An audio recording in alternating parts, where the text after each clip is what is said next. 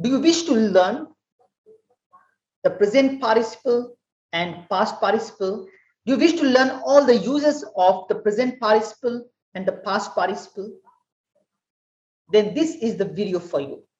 In this video, you are going to learn the complete use of present participle and the past participle. What do they mean and how do we use them in a sentence? Friends, if you are new to our channel, please subscribe our channel. Hit the bell icon in order to get the notification. And if you like the video, do share it with your friends, family members, and acquaintances. And if you get some value, please like the video as well. If you want to become an elite English communicator and speaker, you can join our online English communication and public speaking mastery training program. In order to join that training program, you can WhatsApp us on the number given below. Now let's get started. Participle. You are going to learn in this video what is participle.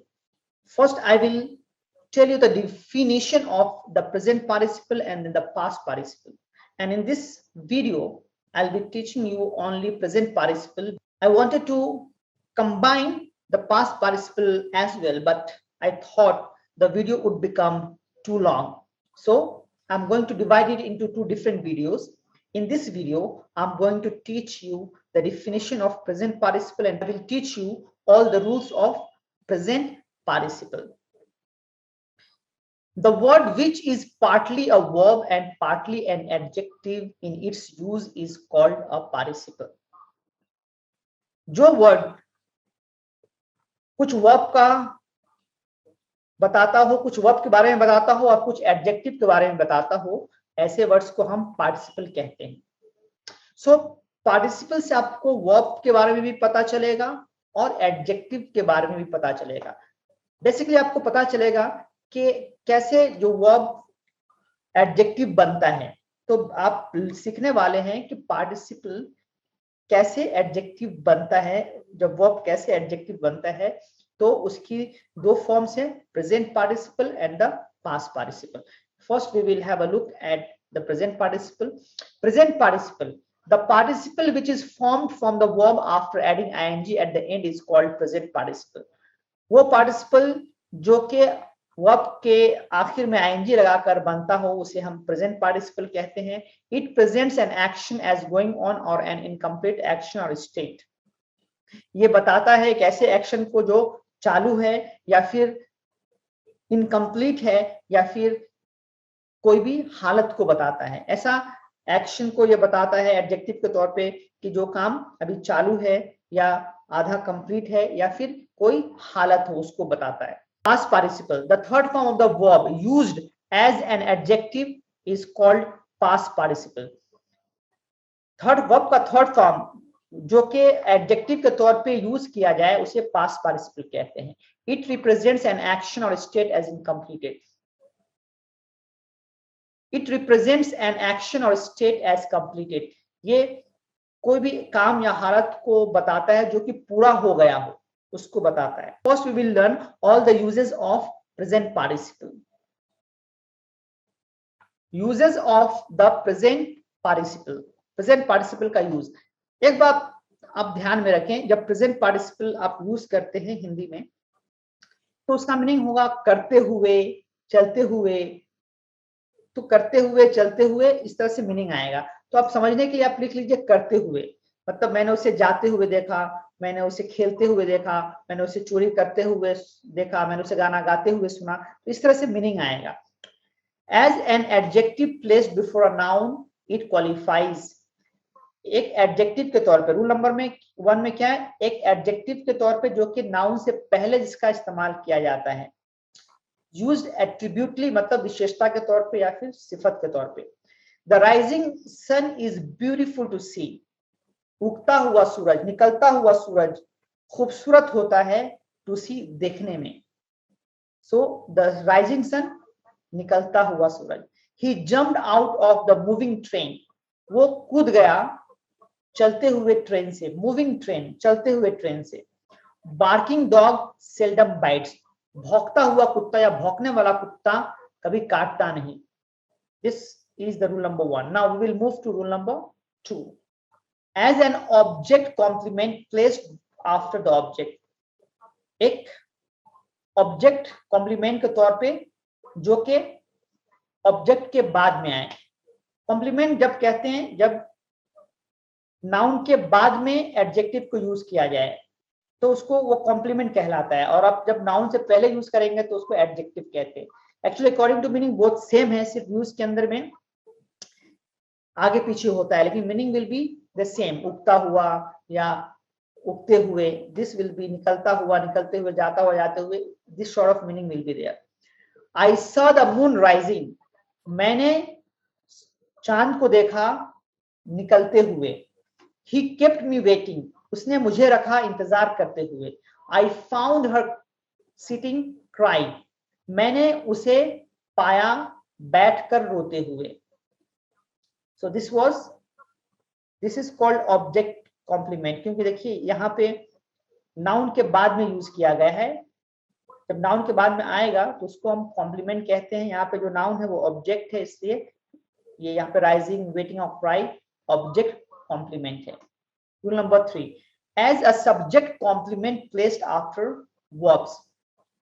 Subject complement मतलब यहाँ पे जो subject की quality बताएगा, यानी subject के बाद में इसको यूज किया जाएगा, राइट, आफ्टर जो वर्ब के बाद में आएगा। The lecture was interesting, lecture दिलचस्प था। यहाँ पे इंटरेस्टिंग ये प्रेजेंट पार्टिसिपल है जो कि सब्जेक्ट लेक्चर की क्वालिटी बता रहा है। The lecture was interesting, lecture interesting था। The long journey is tiring, long journey ये सब्जेक्ट है, लंबा सफर थका देने वाला होता है। टायरिंग मतलब थका देने वाला। द बॉय सीम्स स्माइलिंग, लड़का लगता है मुस्कुराता हुआ, या मुस्कुराने वाला लड़का मालूम पड़ता है। सीम मतलब लगना, मालूम पड़ना। तो यहाँ पे लेक्चर, लॉन्ग जर्नी, बॉय ये सब्जेक्ट है, और इंटरेस्टिंग, टायरिंग, स्माइलिंग ये उसकी क्वालिटी बता रहा है। तो सब्जेक्ट के बाद में ये आया, इसलिए आप इसको सब्जेक्ट कॉम्प्लीमेंट कहते हैं।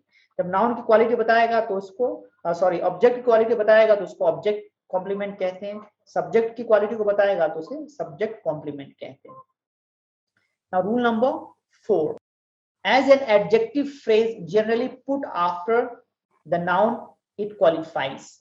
एडजेक्टिव फ्रेज के तौर पे आमतौर से उसे नाउन के बाद में यूज किया जाता है जिसकी वो विशेषता बताता हो, जिसका वो सिफत बताता हो।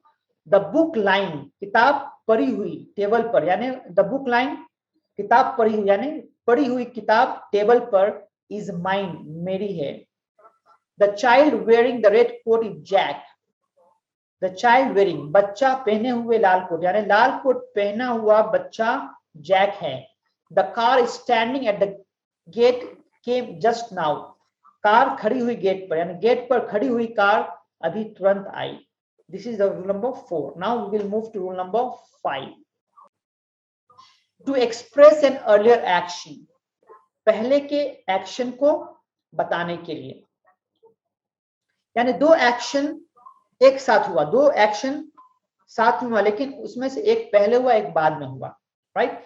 पहला एक्शन खत्म हुआ, दूसरा एक्शन तुरंत शुरू हुआ, तो वैसे एक्सप्रेशन को बताने के लिए हम प्रेजेंट पार्टिसिपल का यूज करते हैं। एंटरिंग द रूम, रूम में दाखिल होते ही, रूम में दाखिल होते हुए, आई सॉ हिम, मैंने उसे देखा। तो एंटरिंग द रूम, रूम में दाखिल होते ही, आई सॉ हिम, मैंने उसे देखा। सीइंग द लायन, शेर को देखते ही, द मैन रैन, आदमी भाग गया। Finding none in the class, class में किसी को भी ना पाकर, the teacher became angry, teacher नाराज हो गए। Rule number 6, as an absolute phrase, ये एब्सोल्यूट फ्रेज है, तो ऐसे ही इसको याद करके यूज करना है। It being a fine day, अच्छा दिन होने की वजह से। इट बीइंग संडे, संडे होने की वजह से। इट बीइंग हॉट डे, गर्म दिन होने की वजह से।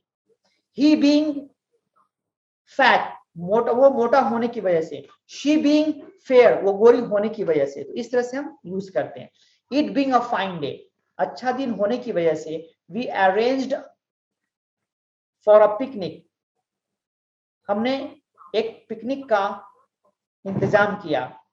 गॉड विलिंग, खुदा चाहे, we will meet again, हम फिर से मिलेंगे.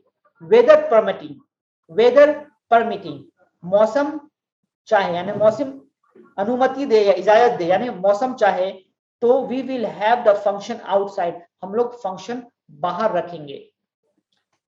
Now the last rule, rule number 7, that is most famous rule. The most important use of the present participle is to form the continuous tense. You all know that in all continuous, present continuous, past continuous, and future continuous, we add ing to the verb. So that is the most important use and most famous use. I am memorizing the lesson. मैं सबक याद कर रहा हूँ. She is lying to you. वो तुमसे झूठ बोल रही है.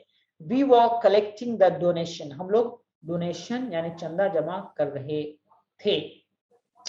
So friends, this was the use of present participle.